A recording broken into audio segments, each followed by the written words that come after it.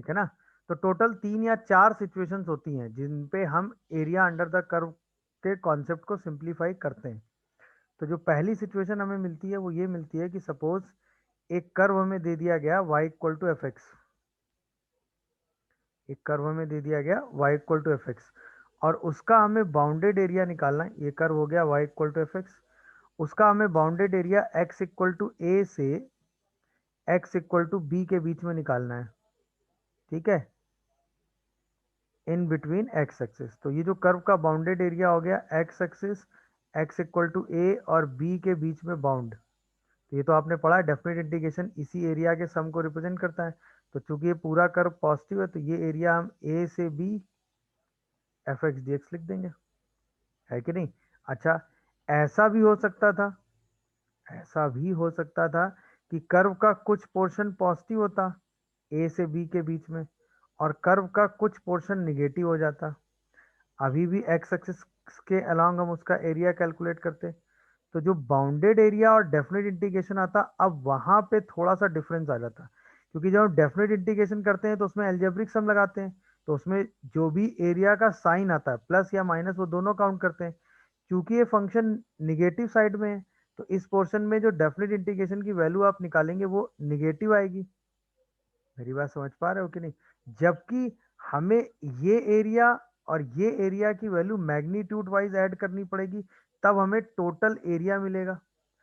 तो अब इस केस में अगर कुछ कर्व का सेम पोर्शन निगेटिव साइड में है, सेम पोर्शन कर्व का कुछ निगेटिव साइड में, तो जो एरिया आप लगाएंगे भाई, जैसे ये पॉइंट C1 हुआ, तो आप एरिया क्या कहेंगे भाई, ए से C1 तक आप एफ एक्स के निगेटिव साइड को इंटीग्रेट करें, क्योंकि माइनस आ रहा है तो माइनस मल्टीप्लाई कर लें, और इसके बाद इसी C1 से B तक आप एफ एक्स जो कि पॉजिटिव है उसको इंटीग्रेट करें, तो आपको टोटल एरिया मिलेगा। तो अगर हम इन दोनों इंफॉर्मेशन को इंक्लूड कर लें, है ना, और ये कहें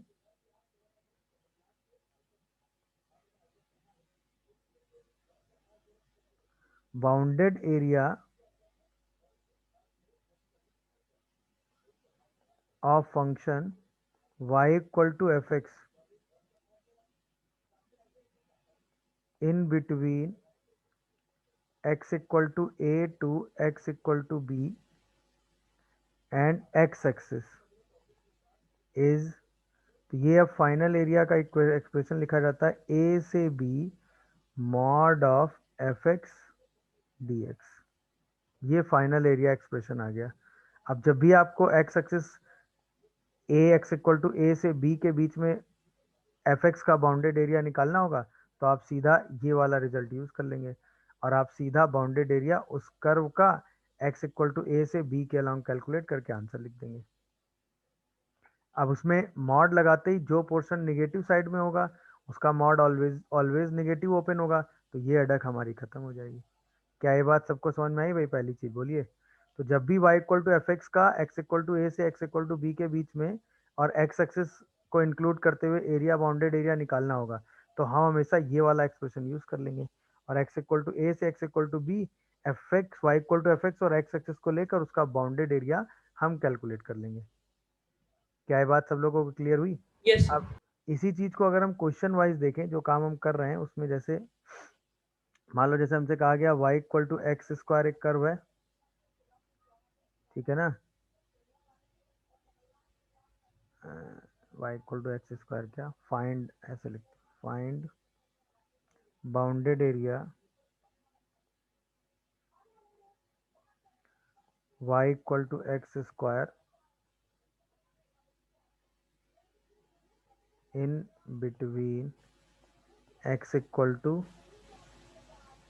1 से x equal to 3 and x axis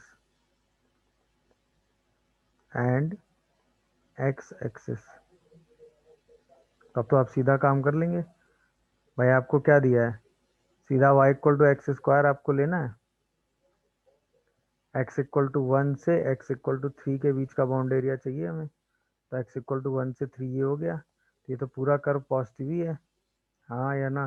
तो सीधा ये एरिया हम क्या लिखेंगे बताइए, 1 से 3 के बीच में x square into d x कर लेंगे। क्या ये बात सबको समझ में आ रही है, ये बताओ। और ये तो आप आराम से इंटीग्रेट कर ही लेते हो, कर लोगे। क्या आएगा, एक्स क्यूब बाई 3, लिमिट रख देंगे 1 से 3, सिंप्लीफाई करेंगे आंसर आ जाएगा। क्या आएगा आंसर बताओ, बोलिए भाई। 9 माइनस 1/3 आ रहा है क्या? Yes sir, 26/3। 26/3, बोलिए। Yes sir. Square unit. तो सीधा बाउंड एरिया निकाल लिया। सही है ना? कोई कंफ्यूजन हो तो बोलो। समझ में आ गया होगा।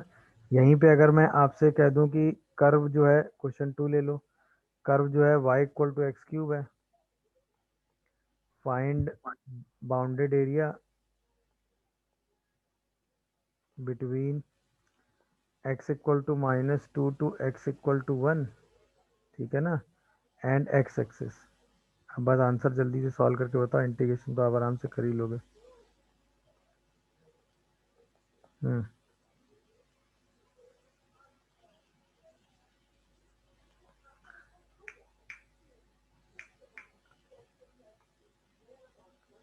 हाँ भाई,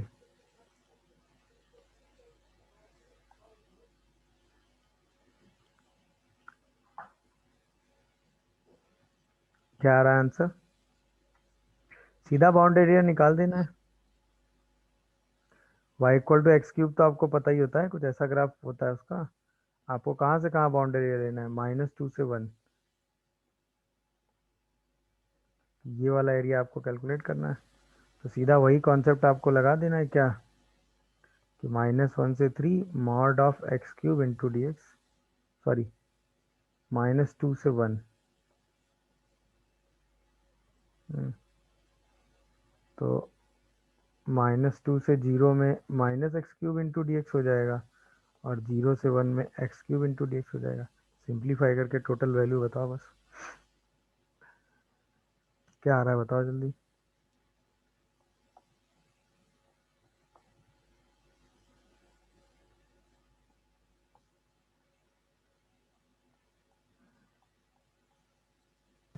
सर 17/4। हाँ भाई, आंसर इज 17/4। देख लीजिए आराम से।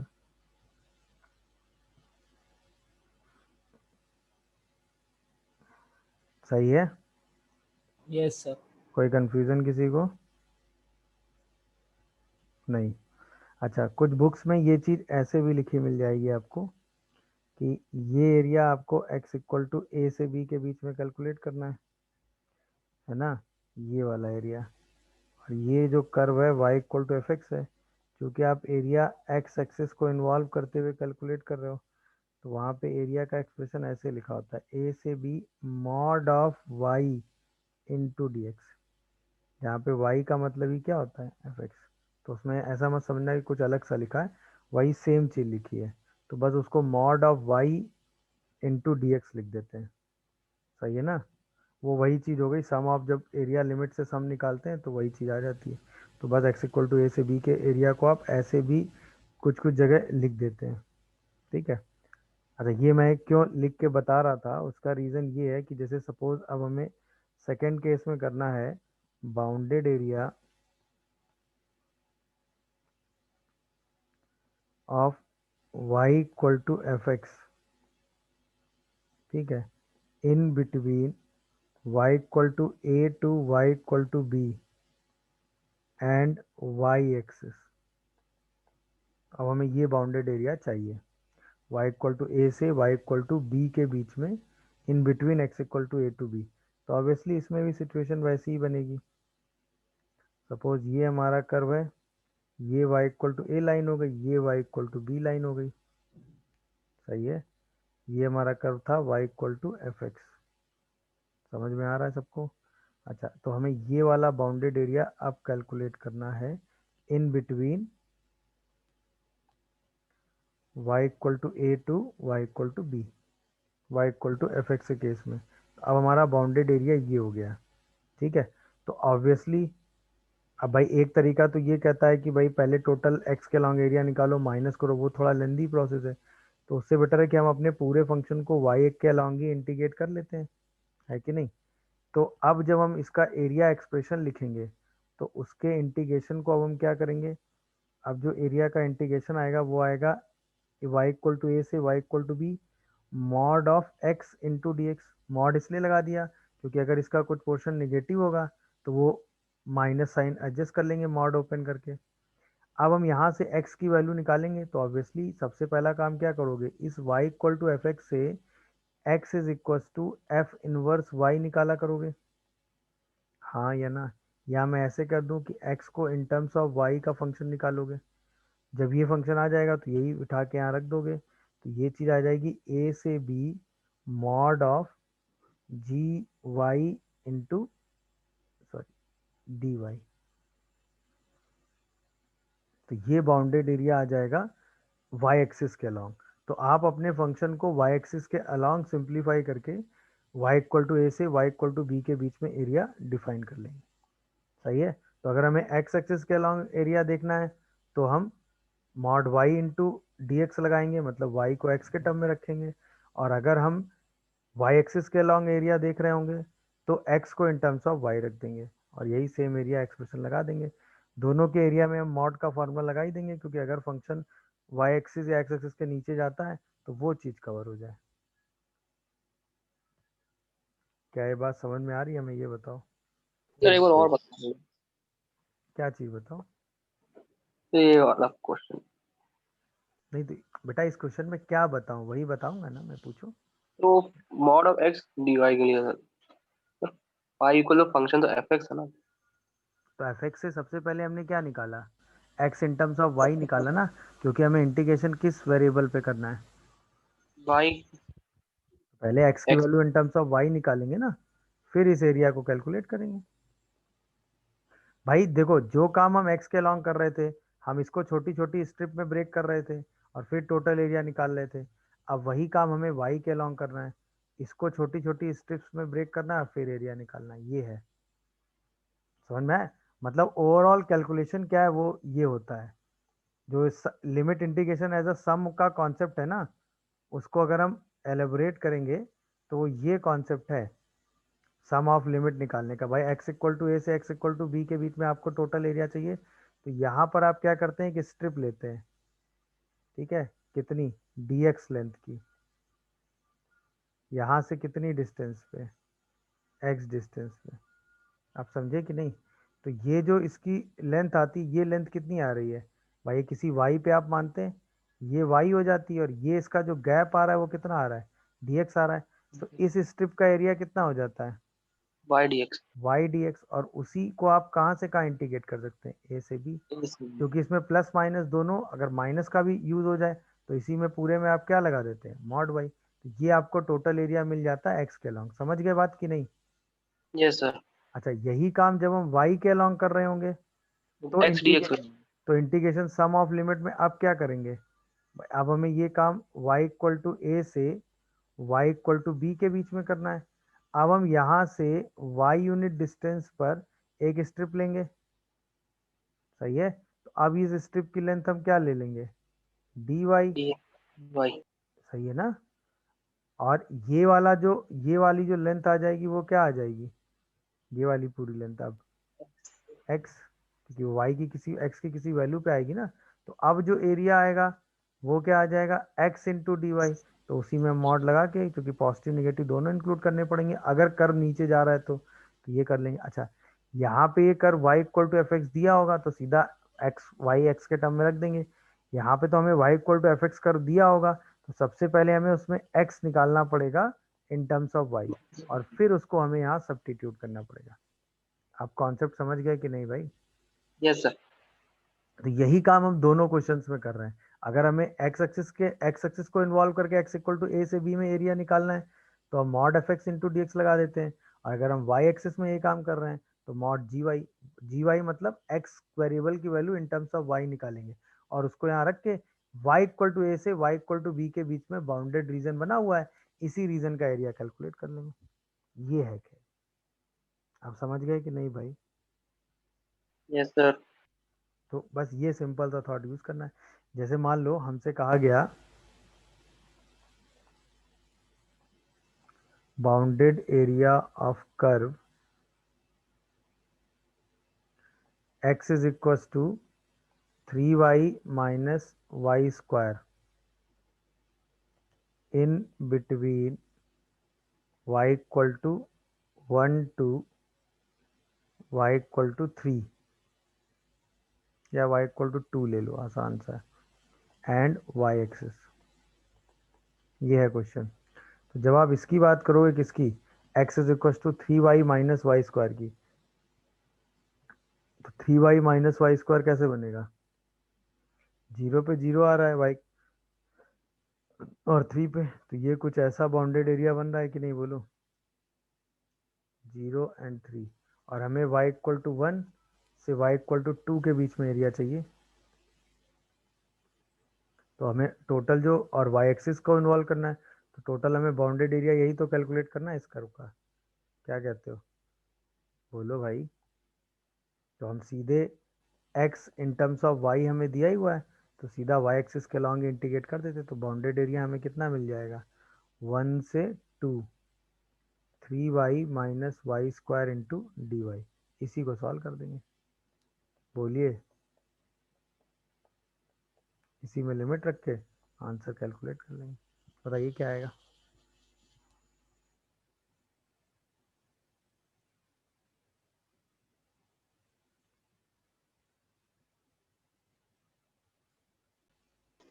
Two by 2/e। Yes, sir.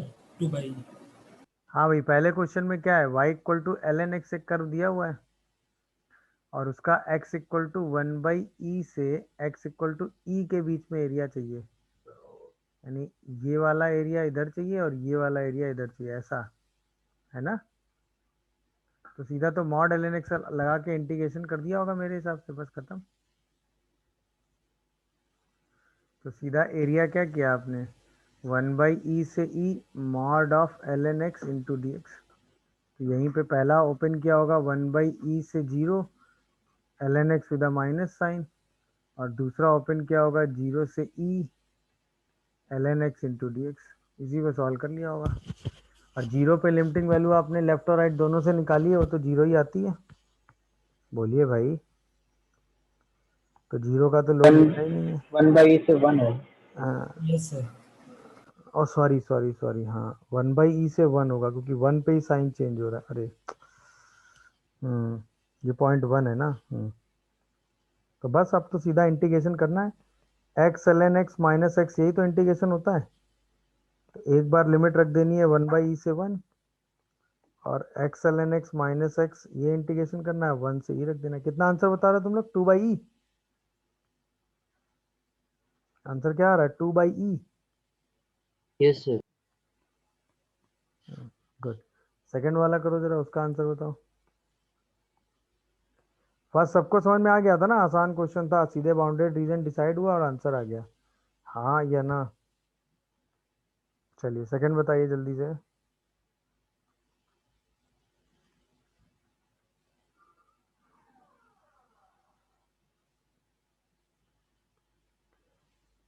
To y minus y square, तो 0 और 2 पे जा रहा है शायद ये, ऐसा।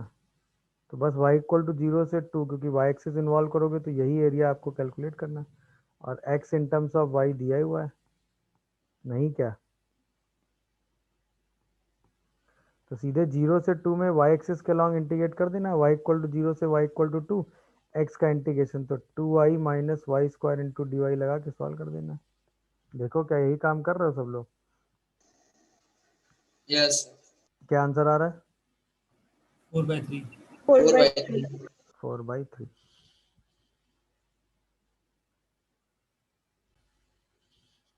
अच्छा, अब देखो क्वेश्चन में एफ इनवर्स एक्स आया, आप कंफ्यूज हो गए, है कि नहीं। अब देखिए इस टाइप की सिचुएशन को डील करने की टेक्निक क्या होती है, जिसमें एफ इनवर्स एक्स होता है। अगर सपोज ये एफ एक्स होता और -2 से 6 के बीच में एरिया निकालना होता एक्स एक्सिस के लंग, तो आप सीधे क्या करते, मॉड ऑफ एफ एक्स -2 से 6 इंटीग्रेट कर देते, मॉड ऑफ एफ एक्स लगाते, -2 से 6 इंटीग्रेट कर लेते। तो भाई अभी भी तो क्वेश्चन में कोई प्रॉब्लम नहीं है, y equal to f inverse x का हमें एरिया निकालना है, कहाँ से कहाँ तक, x equal to -2, x equal to 6, और x एक्सिस को इन्वॉल्व करते हुए। तो हमारी एरिया की एक्सप्रेशन वैल्यू क्या होनी चाहिए, -2 से 6 mod of f inverse x into d x. Am I correct or not, ये बताओ हाँ या ना। अच्छा, हम एफ इनवर्स एक्स क्यों नहीं लिख पा रहे हैं यहाँ, क्योंकि इस एफ एक्स से हम एफ इनवर्स एक्स कैलकुलेट नहीं कर सकते, बट ये फंक्शन का इनवर्स एग्जिस्ट करता है, ये ट्रू है। क्यों ट्रू है, क्योंकि ये फंक्शन मोनोटोनिकली इंक्रीजिंग है, तो इसका एफ इनवर्स यानी 1 1 है और ऑन 2 है, तो इसका एफ इनवर्स तो एग्जिस्ट कर रहा है, ये श्योर शॉर्ट बात है, बट इसका एफ इनवर्स हम कैलकुलेट नहीं कर पाएंगे।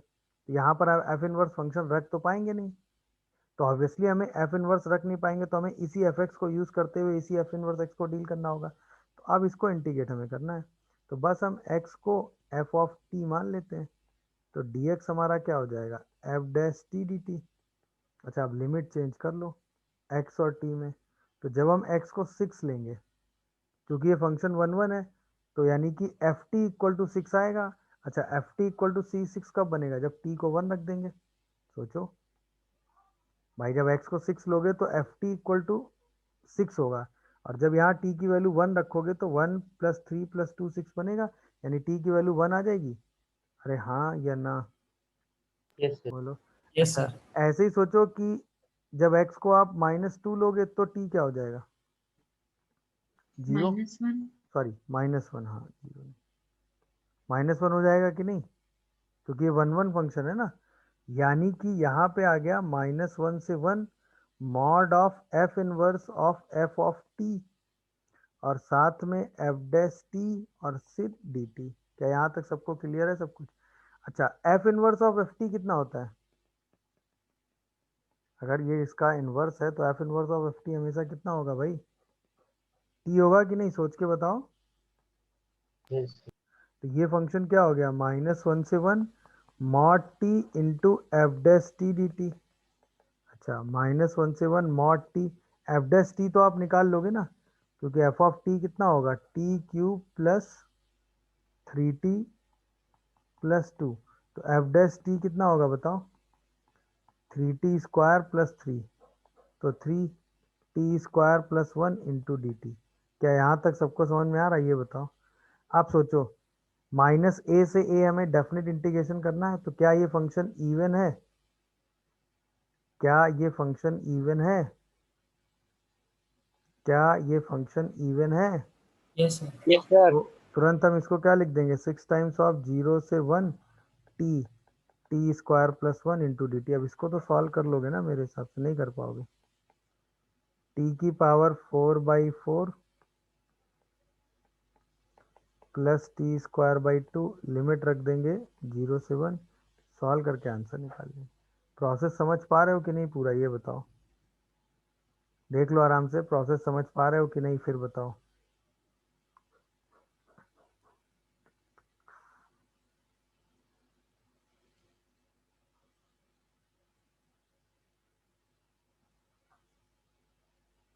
तो जब भी एफ इनवर्स एक्स का इंटीग्रेशन आपको करना हो और एफ एक्स आपको पता हो और ए और बी आपको पता हो, तो ऑब्वियसली एफ से एफ इनवर्स तभी निकलेगा जब ये 1 1 और ऑन 2 होगा, तो सीधा ए से बी में mod of f inverse x d x लगा देंगे, और फिर इस एक्स को क्या लिख देंगे, एफ टी। तो ये F inverse of F T क्या हो जाएगा, टी, और यहाँ एफ डैश टी आ जाएगा, एफ एक्स हमें पता होगा, हम एफ डैश टी उठा के यहाँ रख देंगे और सीधा इंटीग्रेशन सॉल्व कर लेंगे। बताइए क्या आंसर आ रहा है after solving. 9/2. 9/2। 9/2. Yes, sir. 9/2. Yes, sir. Process समझ में आया कि नहीं भाई, इनवर्स को कैसे डील करना है बोलो। Yes, sir. Yes, sir. अब जहाँ भी इस तरह का इनवर्स फंक्शन आएगा, आप सीधा उसको ऐसे डील करके अपने इंटीग्रेशन को सॉल्व कर लेंगे, फिर तो बाकी डेफिनेट इंटीग्रेशन का यूज हो गया, बाकी तो क्वेश्चन में कुछ नहीं बचा, उसी डेफिनेट इंटीग्रेशन को लगा के आपको एरिया निकाल लेना है। ठीक, तो ये तो बात हो गई एक फंक्शन की। अब हम निकालना चाह रहे हैं bounded area between f x and g x.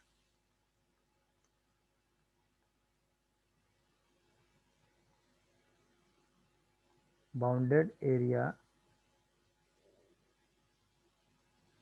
Between y equal to f x and y equal to g x के बीच का बाउंड एरिया हम निकाल लें।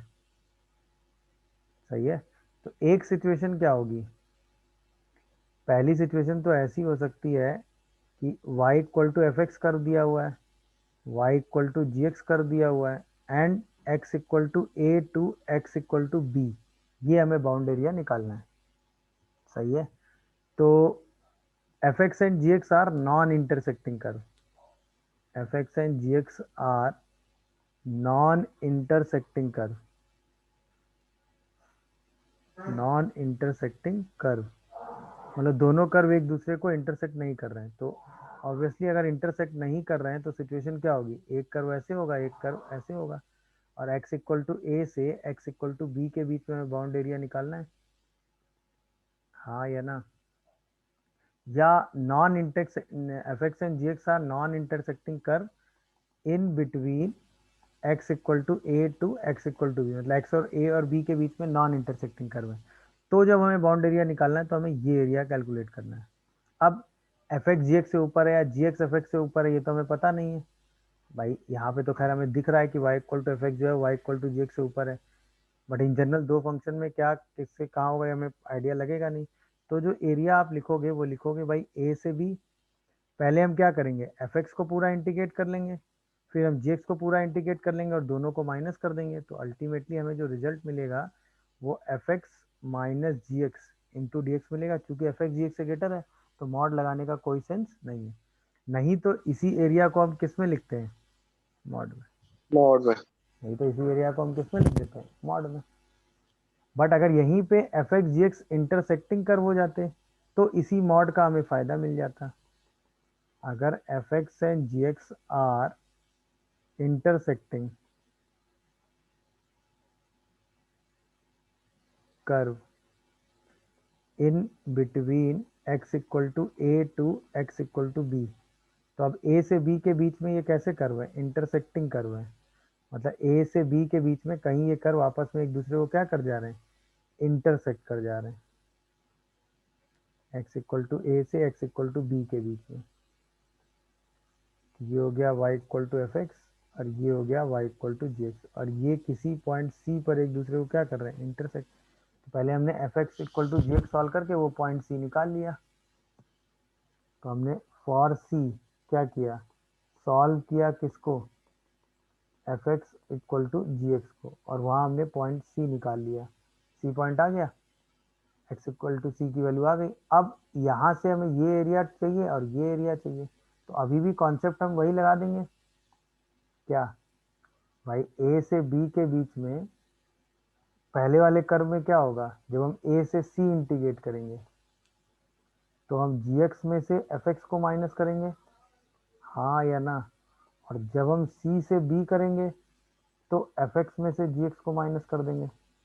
ये तो टोटल बाउंडेड एरिया हो गया ना फंक्शन का। भाई यहाँ से लेके यहाँ तक में ये वाला कर्व ऊपर है तो इससे इसको माइनस करके एरिया निकाल लेंगे, और यहाँ से लेके यहाँ तक में fx ऊपर है तो fx माइनस gx कर देंगे। तो अल्टीमेटली अगर आप देखो तो एरिया आप क्या निकाल रहे हो, a से b mod of fx minus gx कर रहे हो कि नहीं, c पॉइंट के अबाउट इसको ब्रेक कर दे रहे हो।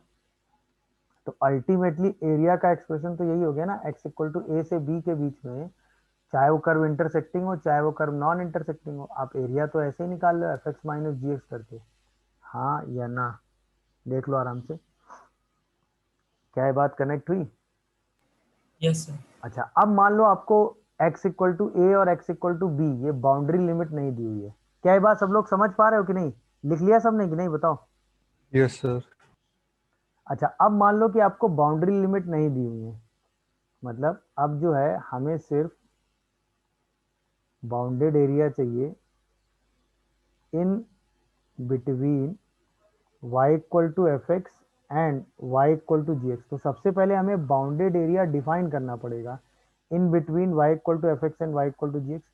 तो हमें देखना पड़ेगा कि आपके जो दोनों फंक्शन है वो एक दूसरे को किन पॉइंट पे इंटरसेक्ट कर रहे हैं। तो वो पॉइंट हमें अलग से अब x इक्वल टू ए और x equal to b calculate करने पड़ेंगे। मेरी बात समझ पा रहे हो कि नहीं भाई, वो पॉइंट हमें x इक्वल टू ए और बी कैलकुलेट करने। हो सकता है सिचुएशन ऐसी हो जाए कि ये हो और ये ऐसे इंटरसेक्ट कर जाए, तो हो सकता है कि ए बी और सी पॉइंट भी आ जाए। मेरी बात सुनिए, अब बाउंडेड एरिया चूंकि हमें एफ एक्स और जी एक्स का निकालना है, ये कर्व हो गया y equal to f x, ये कर्व हो गया y equal to g x. तो सबसे पहले दोनों इक्वेशन को सॉल्व करके हम वो इंटरसेक्टिंग पॉइंट निकाल लेंगे जहाँ पे दोनों कर्व एक दूसरे को क्या कर रहे होंगे, इंटरसेक्ट। तो हम वो सारे इंटरसेक्टिंग पॉइंट निकाल लेंगे दोनों कर्व के लिए जहाँ पे दोनों कर्व एक दूसरे को क्या कर रहे होंगे, इंटरसेक्ट। ये कर्व हो गया y equal to f x, ये कर्व हो गया y equal to g x. तो सबसे पहला काम, जब भी हमें रीजन डिसाइड नहीं दिया है कि ए से बी के बीच में करना है, तो सबसे पहले हम क्या करेंगे, फाइंड करेंगे इंटरसेक्टिंग पॉइंट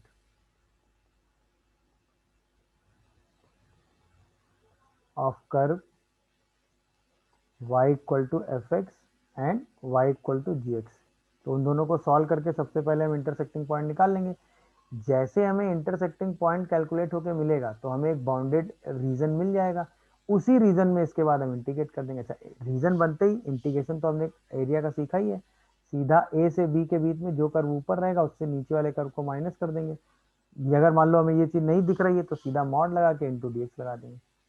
अब यहीं पे जब इस वाले को ओपन करोगे तो सी पर ये मॉड कैसा ओपन हो जाएगा भाई, एक बार एफ एक्स कर्व क्या है, जी एक्स से ऊपर है, यहाँ पे एफ एक्स कर्व जी एक्स से नीचे, तो सी से पहले पॉजिटिव ओपन होगा और सी के बाद ये मॉड कैसा ओपन हो जाएगा, निगेटिव ओपन हो जाएगा।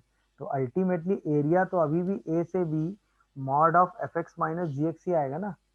क्या ये बात समझ पाए, बोलिए। तो सबसे पहले इंटरसेक्टिंग पॉइंट निकालेंगे, फिर यही कॉन्सेप्ट लगा देंगे। क्या ये बात अभी सबको समझ में आ गई है? अगर हमें दो कर्व दिए हैं और उनके बीच का बाउंडेड एरिया हमें कैलकुलेट करना है, तो सबसे पहला काम हम क्या करेंगे, अगर हमें दो कर्व दिए हैं और दोनों के बीच का बाउंडेड एरिया हमें कैलकुलेट करना है, तो सबसे पहला काम हम क्या करेंगे, दोनों के इंटरसेक्टिंग पॉइंट इंटरसेक्टिंग निकालेंगे। पॉइंट निकालेंगे जहां पर दोनों कर्व एक दूसरे को इंटरसेक्ट करके बाउंडेड रीजन डिफाइन कर रहे हैं, और फिर सॉल्व करेंगे। समझ गए भाई? चलिए अब Yes. देखिए, Yes. जैसे इस पर बेस क्वेश्चन देखते हैं। फिर पहला क्वेश्चन आया कि y equal to sine x and y equal to cos x. Find bounded area in between x equal to 0 to x equal to 2 pi। ये क्वेश्चन आया पहला। तो y equal to sine x और y equal to cos x का 0 से 2 पाई के बीच में बाउंडेड एरिया चाहिए। सबसे पहले देखना पड़ेगा दोनों कर्व एक दूसरे को इंटरसेक्ट कहाँ कर रहे हैं, वो तो आपको पता ही है। एक इंटरसेक्ट कहाँ होता है, π/4 पे, और एक इंटरसेक्ट कहाँ होता है, बोलो भाई। तो अगर दोनों कर्व के बीच का बाउंड एरिया देखें तो बाउंड एरिया यही तो हुआ, 0 से किसके बीच में भाई, 2 पाई के बीच। क्या ये बात समझ में आ रही है, बोलो हाँ या ना, क्लियर है? तो Yes. एक एक कहाँ होता है, π/4 पे, और एक कहाँ टिप हो रहा है, 3π/4, सॉरी 5π/4। यानी कि इंटीग्रेशन तो अभी भी हम 0 से 2 pi mod of sine x minus cos x कर देंगे, बोलिए। बट अब इसी मॉड को ओपन करेंगे तो 0 से π/4 में cos x minus sine x आएगा, क्योंकि कॉस एक्स ऊपर है। फिर π/4 से 5π/4 में sine x minus cos x आ जाएगा, मॉड पॉजिटिव ओपन होगा। और फिर 5π/4 से 2 पाई में फिर से cos x minus sine x आ जाएगा, और इसी को सॉल्व करके आंसर लिख देंगे। समझ पा रहे हो कि नहीं, बताओ,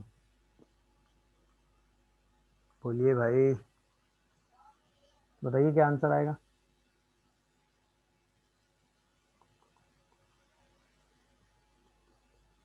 sign x plus cos x 0 से π/4 minus cos x minus sine x π/4 से 5π/4 sine x plus cos x 5π/4 से 2 पाई। π/4 रखोगे 1/√2, 1/√2 तो √2 आएगा, 0 रखोगे तो 1 आएगा। तो पहला तो √2 - 1 आ रहा है, दूसरा क्या आ रहा है, 5π/4 5π/4 दोनों निगेटिव है, तो √2 अभी भी आ रहा है। और π/4 रखोगे तो भी √2 आएगा, तो क्या ये 2√2 आ रहा है, चेक करो। और तीसरे में 2 पाई रखोगे तो 1 आ रहा है, और 5π/4 रखोगे तो √2 आ रहा है ना, -√2 +√2 आ रहा है, चेक करिए ज़रा। तो टोटल आंसर कितना आ रहा है? 4√2। बोलो भाई, Yes, sir. टोटल आंसर कितना आ रहा है? 4√2। Yes. Yes, sir. कोई कंफ्यूजन आ रहा हो तो बताओ भाई। क्या ये बाउंड एरिया का मतलब समझे सब लोग? नहीं समझे? Yes, sir. किसी को कोई कंफ्यूजन हो तो बोलिए भाई। तो सबसे पहले बाउंड रीजन, इंटरसेक्टिंग रीजन, ये सारा डिसाइड करेंगे। और इसके बाद अच्छा, यहीं पे क्वेश्चन में अगर हम छोटा सा चेंज करते, हम करते find bounded area of curve y equal to sine x and y equal to cos x. ठीक है, in between x equal to π/3 to x equal to pi. अब बताओ आंसर क्या आएगा?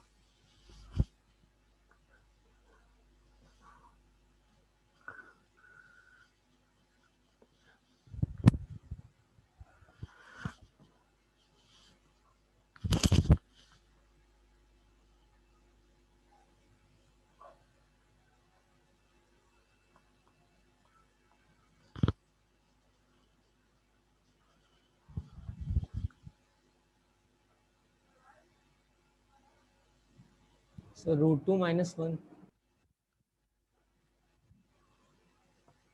√2 -1। भाई ये तो कर्व तो यहीं ऊपर ही बना हुआ है ना। π/3 यहाँ कहीं आ रहा होगा, पाई यहाँ आ रहा होगा। तो अब तो यार π/3 से पाई के बीच में दोनों कर्व एक दूसरे को इंटरसेक्ट करेंगे ही नहीं ना। बोलो, ये बात समझ पाए नहीं समझ पाए? भाई x इक्वल टू π/3 से पाई के बीच में क्या दोनों कर्व एक दूसरे को इंटरसेक्ट कर रहे हैं? ये बताओ। नहीं समझ रहे हो? No, sir.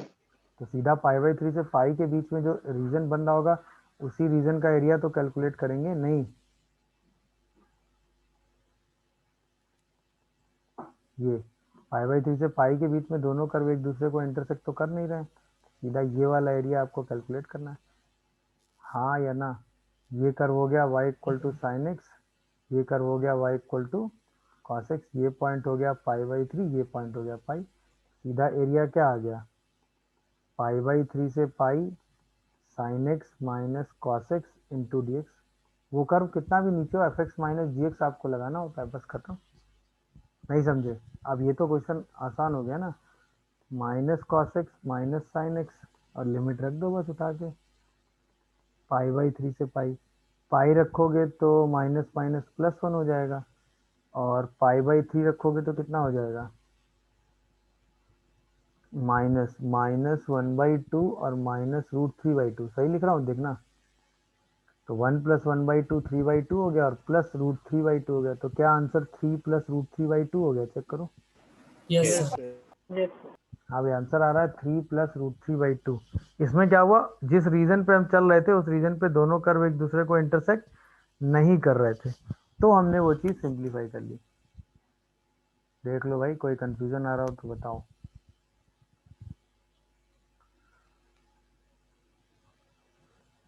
ओके है भाई, बात क्लियर हुई?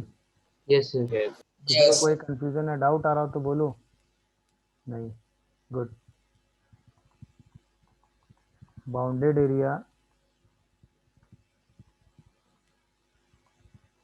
Of curve in between y equal to x square and y equal to 2x minus x square. बताओ जल्दी से।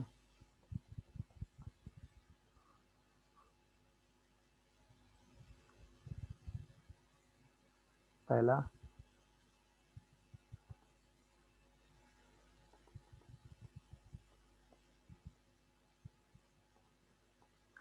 Find bounded area of curves. A option है। y equal to x square plus 2, y equal to x equal to 0 and x equal to 3।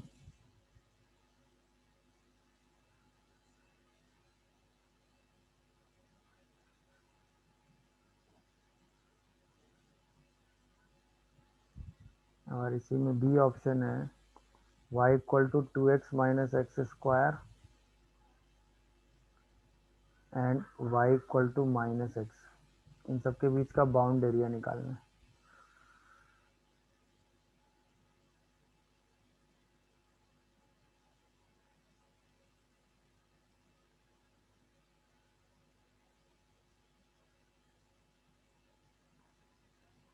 हाँ भाई, पहला समझ में आ रहा है?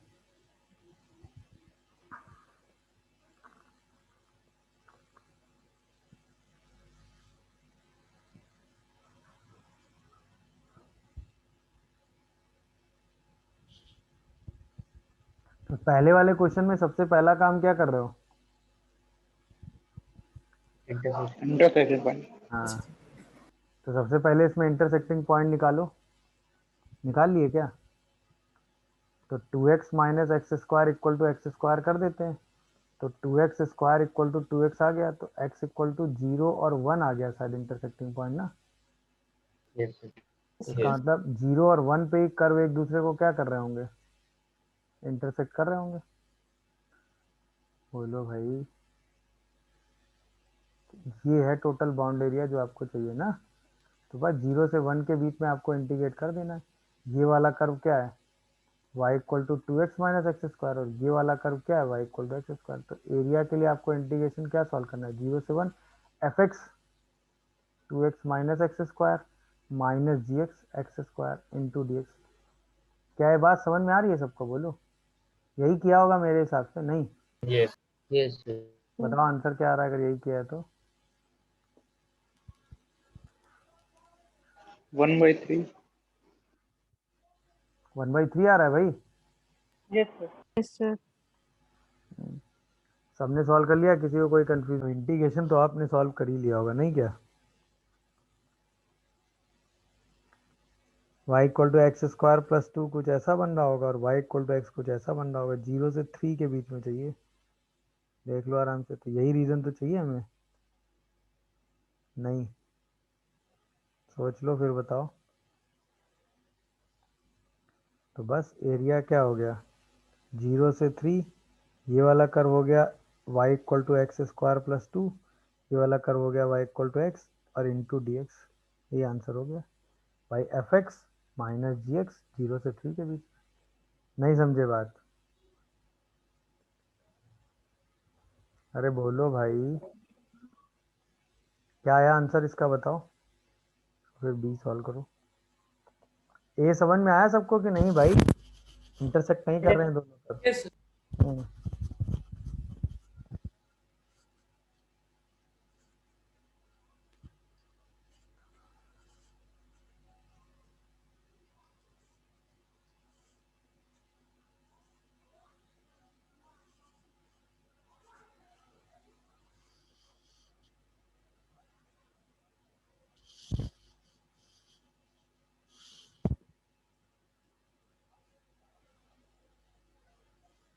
आंसर बताओ पहले का क्या आ रहा है?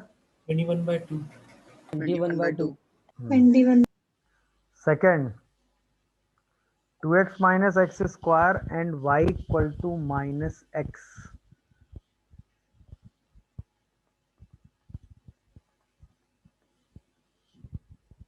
इसमें एक लिमिट और चाहिए होगी ना? नहीं?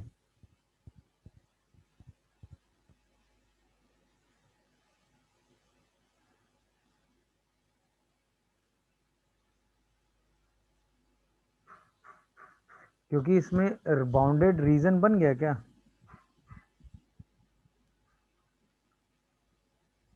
y equal to 2x minus x square लोगे तो 2x माइनस एक्स स्क्वायर तो कुछ ऐसा बन रहा है ना, और y equal to x line ऐसी बन रही होगी। हाँ या ना? तो इसका आपको सबसे पहले क्या निकालना पड़ेगा बताओ? इंटरसेक्टिंग पॉइंट निकाल लिया सबने? बताओ भाई। 0 and 3। नहीं आया क्या इंटरसेक्टिंग पॉइंट? बस इसके बाद तो नॉर्मल इंटीग्रेशन करना होगा 2x माइनस एक्स स्क्वायर और y equal to minus x के बीच में। देख लो भाई, कोई डाउट हो तो बताओ। ये समझ में आया इंटरसेक्टिंग पॉइंट कैसे निकला? भाई 2x माइनस एक्स स्क्वायर को माइनस एक्स के बराबर करेंगे तो यहाँ पे एक्स स्क्वायर माइनस 3x 0 आएगा, तो एक्स की वैल्यू 0 और 3 आ जाएगी। इसके बाद तो सीधा 0 से 3 के बीच में एफ एक्स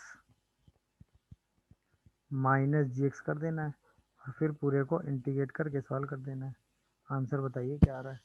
प्रोसेस समझ में आ रहा होगा। जब दो बाउंडेड कर्व दिए और कोई रीजन ना दिया, सबसे पहले उनको इंटरसेक्ट करके देखेंगे क्या रीजन बनना है। अगर रीजन दिया, रीजन के बीच में कहीं इंटरसेक्टिंग पॉइंट है, तो वहां पे मॉडुलस चेंज हो जाता है। देख लीजिए भाई, कोई कंफ्यूजन आ रहा हो तो बताइए। 9/2। Yes, sir. 9 9 by by 2. Yes, sir. 9/2. Yes, sir. 9/2 9/2. समझ में आया। तब ऐसे बाउंडेड रीजन आपको दिया जाएगा तो वो बाउंडेड रीजन आप आराम से सिंप्लीफाई करके सॉल्व कर लेंगे। कैसा भी क्वेश्चन हो, कोई कंफ्यूजन या डाउट हो तो बोलो, अरे हाँ या ना, कर लेंगे ना सब लोग। मतलब इस क्वेश्चन में भी एक छोटी सी ट्रिक लग जाएगी। रीजन तो आपने बना लिया होगा, रीजन में मुझे डाउट नहीं है। बोलिए, साइन इनवर्स एक्स का रफली ग्राफ कुछ ऐसा बनता है यहाँ तक, और कॉस इनवर्स का ग्राफ कुछ ऐसा आता है यहाँ पे। देखो भाई, 0 से 1 के बीच में यही तो होता है, और एक्स एक्सिस ये वाली लाइन हो गई। तो जो टोटल बाउंडेड एरिया हमें चाहिए वो क्या यही है, ये बताओ, जिसका एरिया हमें चाहिए, हाँ या ना, बोलिए भाई। अच्छा, तो इसके लिए हमें ये वाला इंटरसेक्टिंग पॉइंट निकालना पड़ेगा, बोलो। तो इसका मतलब एक तरीका तो ये कहता है कि हम sine inverse x equal to cos inverse x को सॉल्व करें, बोलो। तो यहाँ से एक्स की वैल्यू क्या आ जाती है, pi by, sorry 1/√2। Yes, sir. तो इसका मतलब ये वाला पॉइंट 1/√2 आ गया। तो इसका मतलब अगर हमें एरिया चाहिए तो हम 0 से 1/√2 तक जाएं, तो किसको इंटीग्रेट करें, इस वाले कर्व को एक्स एक्सिस के साथ। तो यानी ये वाला कर्व हमारा क्या है, sign inverse x into d x. इसके बाद अगर हम 1/√2 से 1 तक जाएं तो हम इस वाले कर्व को इंटीग्रेट करें, क्योंकि यही वाला कर्व एक्स के साथ है। तो cos inverse x into d x आएगा। ये बात समझ में आई। अब ये सोचो, ये इंटीग्रेशन करना थोड़ा टफ कॉल है कि नहीं है, हाँ या ना, अरे हाँ या ना बताओ भाई। बट Yes, यही sir. काम अगर हम वाई एक्सिस के अलॉन्ग करते, मतलब वाई एक्सिस के अलॉन्ग कैसे करते, जैसे अगर सपोज हमें एरिया चाहिए, वाई एक्सिस के अलॉन्ग हम कैसे सोचेंगे वो देखो। जैसे सपोज हमें एरिया चाहिए, तो ये y equal to f x हो गया, ठीक है ना। और ऐसा ही कोई कर्व आया यहाँ पे, y equal to g x आ गया, ऐसे करके, मतलब ये y equal to g x आ गया।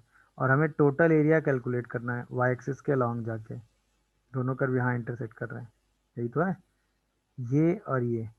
अब ये थोड़ा कॉम्प्लिकेशन है, तो इसको अगर हम वाई एक्सिस के अलॉन्ग कैलकुलेट करें तो भी तो सेम एरिया आ जाता है ना, ये वाला।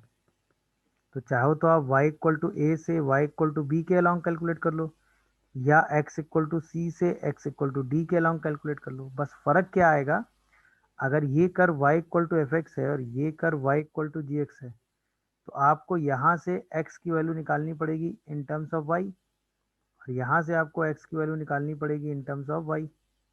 तो अगर इसी एरिया को आप लिखोगे तो आप ऐसे लिख सकते हो, c से d के बीच में क्या, F x minus g x into d x. क्या है, मेरी बात समझ पा रहे हैं सब लोग। और अगर इसी को वाई एक्सिस के अलॉन्ग हम कैलकुलेट करें तो हम लिख सकते हैं ए से बी के बीच में कौन से कर्व से कौन सा कर्व माइनस हो रहा है, बताओ भाई। इस वाले Direct minus कर्व से इस वाला कर्व को माइनस कर रहे हैं, inverse y तो minus f इसका inverse मतलब y. G inverse y minus F inverse y. Inverse y into d y. dy. तो दोनों एरिया सेम ही आएंगे। क्या ये बात सबको दिखी, ये बताओ पहले, इंपॉर्टेंट। तो वही सेम एरिया आप एक्स और वाई दोनों एक्सिस के अलॉन्ग कैलकुलेट कर सकते हैं। क्या ये बात सब लोग देख पा रहे हैं, इंपॉर्टेंट बात बताइए, क्या हम सभी ये बात देख पा रहे हैं भाई, बोलिए। Yes, sir. अब आओ जरा अपने इसी क्वेश्चन में वापस आ जाओ, क्या करोगे सोच के बताओ भाई। अगर मैं यहाँ से कहूँ कि y equal to sine inverse x है, तो इसका मतलब x equal to sine y है या नहीं है, बोलो।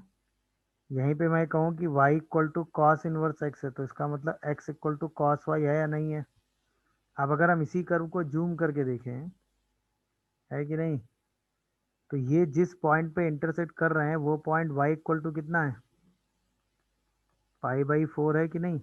तो y इक्वल टू 0 से π/4 के बीच में this curve minus this curve करेंगे तो वही एरिया कैलकुलेट हो जाएगा कि नहीं। हाँ या Yes, ना, sir. समझ आ रहा है कि नहीं बताओ। तो अब हम इसी एरिया के एक्सप्रेशन को y एक्सिस के अलॉन्ग लिख दें तो उसमें देखो कैलकुलेशन आसान हो जाएगा।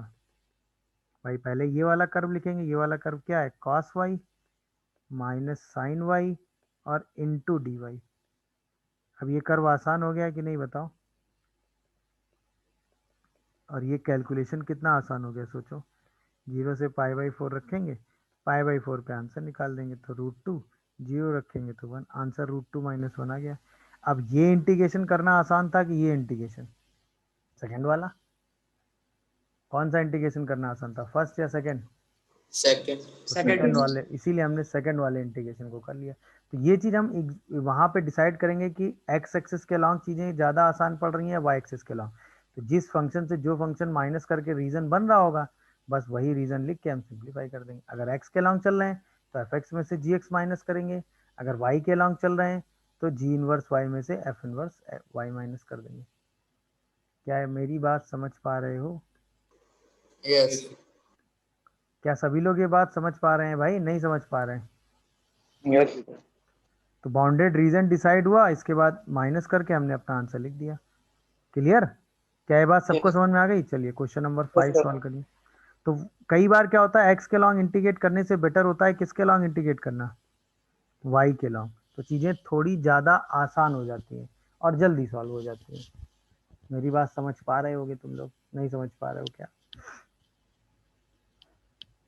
चलो अब ये वाला क्वेश्चन सॉल्व करो। अच्छा इसमें क्या है कि पहले क्या हुआ, बाउंडेड रीजन डिसाइड कर लो। एक बार बाउंडेड रीजन डिसाइड हो जाएगा तो इंटीग्रेशन आप आराम से कर ले जाएंगे। तो बाउंडेड रीजन डिसाइड करो और फिर इंटीग्रेट कर लो।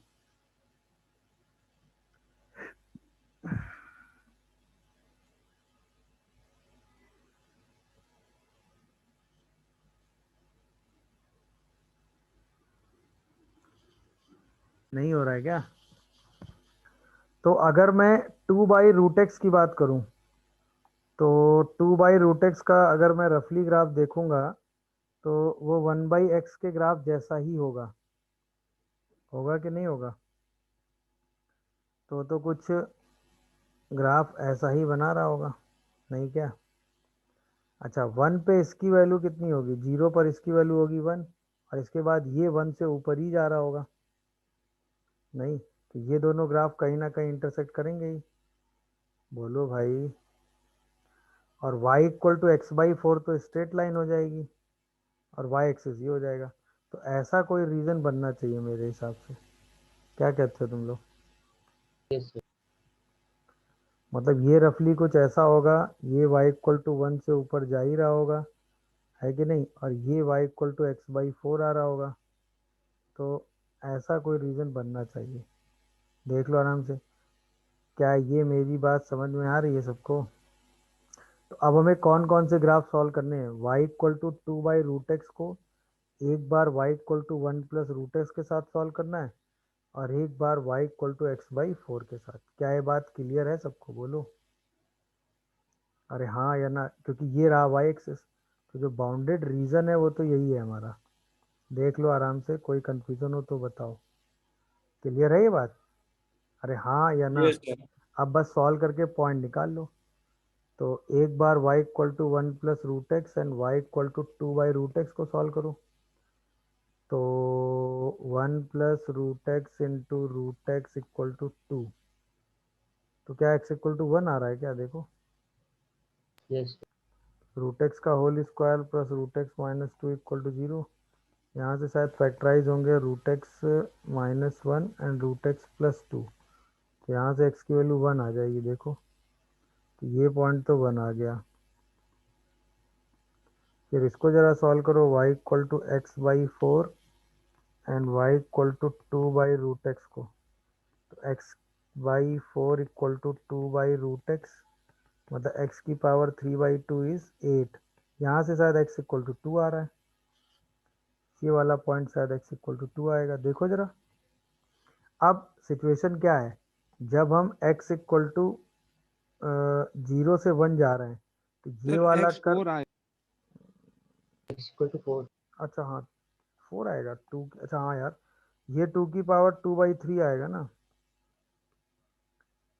2 की पावर नहीं 3/2 लिखना है, मतलब 4 की पावर 3/2 लिखेंगे तभी वो 8 आएगा ना, सॉरी x इक्वल टू 2 नहीं भाई 4 आएगा। चलो तो ये पॉइंट हमें x इक्वल टू 4 मिल गया। यहाँ तक ओके हो गए क्या हम? देखो तो अब आओ, अब इंटीग्रेशन कैसे करना चाह रहे हो? तो एक तो ये हुआ कि भाई हम यहाँ से लेके यहाँ तक जब इंटीग्रेट करेंगे तो एक कर्व ये रहेगा y equal to 1 plus root x, और दूसरा कर्व ये रहेगा यहाँ पे, दिखा क्या?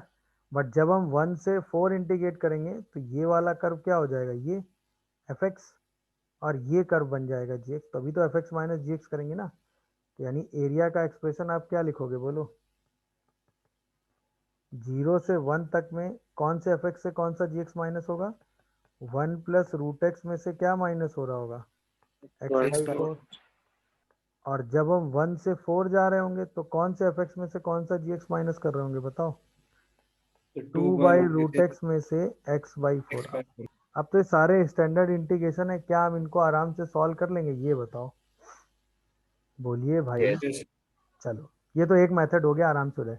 अच्छा अब इससे एक आसान मेथड है, ये तो कैलकुलेशन, इसमें थोड़ा सा कैलकुलेशन ज़्यादा है, आंसर आराम से आ जाएगा, इंटीग्रेशन एक बार करेंगे वैल्यू रखेंगे। बट अगर हम थोड़ा सा पॉजिटिवली दिमाग लगाएं तो ये पॉइंट 1 है, अच्छा 4 रखने पर ये पॉइंट भी 1 आ रहा है, तो ये दोनों पॉइंट एक ही लाइन पे आ जा रहे हैं कि नहीं? सोच के जरा जवाब दो। और ये वाली लाइन कितनी आ जा रही है, y इक्वल टू 1। अच्छा जब यहाँ 1 रख रहे हो तो ये वाला पॉइंट y इक्वल टू 2 आ जा रहा है कि नहीं? जवाब दो भाई। Yes sir. समझ में आ रहा है ये y इक्वल टू 1 और y इक्वल टू 2 वाली चीज? अरे यस हाँ सर। यार। अच्छा क्या ये ट्रायंगल है? क्योंकि ये स्ट्रेट लाइन मिल गई ना हमको, तो ये एक ट्रायंगल मिल गया हमको, क्या कहते हो भाई? तो अगर हम एरिया y एक्सिस के अलोंग निकालें, अगर हम एरिया किसके अलोंग निकालें, y एक्सिस के अलोंग जाके निकालते तो क्या करते बताओ? सबसे पहले इस ट्रायंगल का एरिया लिख लेते, तो 0 से 1 के बीच में हम किसको इंटीग्रेट कर देते? x इक्वल टू 4y को। क्या ये बात मेरी समझ पाए? नहीं। अच्छा इसके बाद जब हम 1 से 2 आते तो हम दिस कर्व में से ये वाला कर्व माइनस कर रहे होते। अच्छा ये वाला कर्व ये है, यानी यहाँ से हम x की वैल्यू निकालेंगे तो 2/y² आ जाएगी, सॉरी 4/y²। क्या कहते हो भाई? Yes sir. और यहाँ पर x की वैल्यू कितनी आ जाएगी इस कर्व के लिए? y-1 का होल स्क्वायर।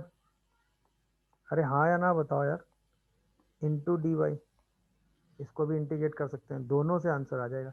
तो वो चॉइस है आपकी, आप x के लॉन्ग इंटीग्रेट करोगे तो भी सेम आंसर आएगा, आप y के लॉन्ग इंटीग्रेट करोगे तो भी सेम आंसर आएगा।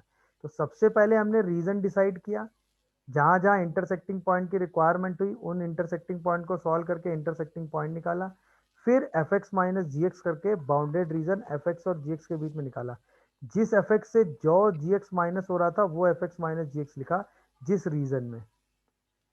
समझ में आ रहा है कि नहीं टेक्निक? अच्छा यही काम हम x के लॉन्ग भी कर सकते हैं। अच्छा अगर हमको y के लॉन्ग करना आसान दिख रहा है तो अब यही काम y के लॉन्ग भी कर सकते हैं। इस ट्रायंगल का एरिया आप बेस और हाइट से भी निकाल सकते हो, ये 4 हो गई ये 1 हो गई, तो इसका एरिया 2 आएगा, यहाँ से भी 2 ही आ जाएगा। मेरी बात समझ रहे हो कि नहीं भाई? और इसको इंटीग्रेट कर दो, तो मेरे हिसाब से y का इंटीग्रेशन थोड़ा सा कैलकुलेशन वाइज आसान पड़ेगा, क्या कहते हो? y का इंटीग्रेशन थोड़ा सा कैलकुलेशन वाइज आसान पड़ेगा, क्या Yes, ये yes. बात हम समझ पाए? ऐसा नहीं कि x का इंटीग्रेशन से हम आंसर निकाल नहीं पाएंगे, इससे आंसर तो आ ही जाएगा, बट अगर हम थोड़ा सा ऑब्जर्वेशन रखेंगे तो y के लॉन्ग करने से हमारा कैलकुलेशन थोड़ा सा रिड्यूस हो जाएगा, क्योंकि ये ट्रायंगल हमें इंटीग्रेशन में लेना नहीं होगा, हाँ या ना? और ये हम आराम से सॉल्व कर ही देंगे y के लॉन्ग, क्योंकि दोनों कर y एक्सेस पे आ ही रहे हैं, दोनों से हम g inverse y f inverse y direct निकाल लेंगे, सिंप्लीफाई कर देंगे। देख लीजिए, कहीं कोई कंफ्यूजन या डाउट आ रहा हो तो बताइए। क्या ये क्वेश्चन हमें पूरा समझ में आया? नहीं आया? सबसे पहला काम हमें क्या करना है एरिया निकालने में? बाउंडेड रीजन डिसाइड करना है, तो उसके लिए अगर दो कर्व इंटरसेक्ट कर रहे हैं तो इंटरसेक्टिंग पॉइंट निकाल लेना है। निकल आएगा, जहाँ जहाँ इंटरसेक्टिंग पॉइंट की रिक्वायरमेंट है वो पॉइंट निकल आएंगे। इसके बाद बाउंडेड रीजन डिसाइड हो जाएगा। उस रीजन में x इक्वल टू ए से b के बीच में एफ एक्स और जी एक्स पता ही होंगे हमें, तो f x minus g x करके एफ एक्स और जी एक्स के बीच का बाउंड एरिया निकाल लेंगे। बोलिए भाई, क्लियर हो रहा है कि नहीं भाई? Yes sir. अच्छा, याद है हमेशा बाउंडेड एरिया निकाला जाता है। जैसे आज की क्लास जब मैंने स्टार्ट की थी तो एक पहला फॉर्मूला आपको मैंने लिख के बताया था, ये वाला, x इक्वल टू ए से b के बीच में y equal to f x का बाउंड एरिया। x एक्सिस की इक्वेशन y इक्वल टू 0 होती है। अब ये कर्व एफ एक्स हो गया, ये कर्व जी एक्स हो गया, तो दोनों के बीच का बाउंड एरिया हम क्या लिखते हैं बोलो? y equal to fx a से minus b, g। हाँ, mod of f x minus g x, यही तो लिख रहे थे, बोलो।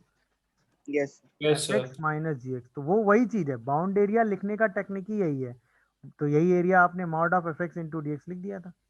तो वही है, अगर आपको एफ एक्स और जी एक्स के बीच का बाउंड एरिया निकालना है तो उसको लिखने की टेक्निक यही है, और वैसे आप लिख के एरिया निकाल देते हैं। क्या ये बात सबको समझ में आ रही है? बस ये बताओ मुझे, Yes. क्या ये पूरी Yes, बात sir. हम समझ पा रहे हैं? नहीं समझ पा रहे हैं? पहले मुद्दे की बात मुझे समझाओ। तो अब जब भी हमें बाउंड एरिया निकालना होगा तो सबसे पहले हम बाउंडेड रीजन डिसाइड करेंगे इंटरसेक्टिंग पॉइंट की हेल्प से, ठीक है, और फिर एफ एक्स और जी एक्स हमें पता चल जाएंगे, F x minus g x करके हम सीधा एरिया निकाल दिया करेंगे। अगर एरिया वाई एक्सिस के अलॉन्ग कैलकुलेशन वाइज आसान दिख रहा होगा तो हम वाई एक्सिस के अलॉन्ग भी एरिया निकाल सकते हैं। तो वो हमें अभी हम कई क्वेश्चंस की प्रैक्टिस करेंगे, अभी तो आज 5 ही 6 क्वेश्चन किए, तो हमें ये चीज दिखने लगेगी। क्वेश्चन में सही में ज्यादा टाइम लग गया क्या? मेरे हिसाब से तो नहीं लगना चाहिए यार, इतना टफ कैलकुलेशन थोड़ी ना है भाई। 2x माइनस एक्स स्क्वायर ये हो गया, -3 वाली लाइन शायद ये हो गई, बोलो। 10. तो बस हमें ये डिसाइड करना है कि -3 कहाँ कहाँ हो रहा है, तो वो इंटरसेक्टिंग पॉइंट मिल गए। तो बस 2x माइनस एक्स स्क्वायर को हमें क्या लिख देना है? -3। तो x square minus 2x minus 3 को 0 लिख देना है। तो यहाँ से भी पॉइंट भी आसानी से मिल गए ना, x प्लस 1 एक्स माइनस 2 क्या, ओहो, x माइनस 3, तो x इक्वल टू -1 और 3 पॉइंट मिल गए। बोलो भाई, -1 से 3 के बीच में सीधा उठा के इंटीग्रेट कर देना था। किस कर्व को इंटीग्रेट करना है? दिस माइनस दिस, तो ये वाला सबसे पहला कर्व हो गया 2x माइनस एक्स स्क्वायर, और ये हो गया y इक्वल टू -3। तो 2x minus x square minus -3 into d x, इसी को सॉल्व करके आंसर लिख दीजिएगा। क्या ये बात सबको समझ में आ रही? नहीं आ रही? ये बताओ, बोलो भाई, क्या ये बात हम सब में सबको समझ में आ रही है? yes, sir। Yes, sir. इसी को सॉल्व करके आंसर लिख दीजिएगा। क्या आएगा आंसर बताओ? 34/3। 34/3. 34/3। 34/3। Yes, sir. देख लीजिए, तो अब हमें ये समझ में आया, सबसे पहला काम हमें क्या करना होता है? बाउंडेड रीजन डिसाइड कर लेंगे। इसके बाद अगर कर्व इंटरसेक्टिंग है तो उनको सॉल्व करके इंटरसेक्टिंग पॉइंट निकाल लेंगे, उसमें बाउंडेड रीजन इंडिकेट करेंगे, और फिर उस बाउंडेड रीजन के बीच का एरिया कैलकुलेट करेंगे। एरिया में इससे ज्यादा कैलकुलेशन है। अब जितने भी एरिया के क्वेश्चन आएंगे उसमें डिफिकल्टी लेवल दो ही बातों का होता है, बाउंडेड रीजन डिसाइड करने का, इंटरसेक्टिंग पॉइंट निकालने का। समझ में आया? एक बार बाउंडेड रीजन और इंटरसेक्टिंग पॉइंट सेट हो गए तो फिर एरिया निकालने में तो डेफिनेट इंटीग्रेशन लगाना, और उससे पहले इनडेफिनेट इंटीग्रेशन लगाना, क्योंकि इंटीग्रेशन की तो सिर्फ लिमिट रखनी है कि नहीं? तो बाकी पूरा यूज इंडेफिनेट इंटीग्रेशन का है। असली यूज क्या है कि इंटरसेक्टिंग पॉइंट और रीजन डिसाइड करना। बस एक बार वो आपने डिसाइड कर लिया तो बाकी क्वेश्चन आप कर ही लेंगे। क्या ये बात सबको समझ में आ रही है? 38 होगा सर। Yes, sir. अब भाई जो आंसर तुम लोगों ने बताया वो लिख दिया मैंने। क्या है आंसर? 32/3 है क्या? Yes, sir. Yes. Yes, सही sir. करो फिर, आंसर 32/3 है। Okay, Mm.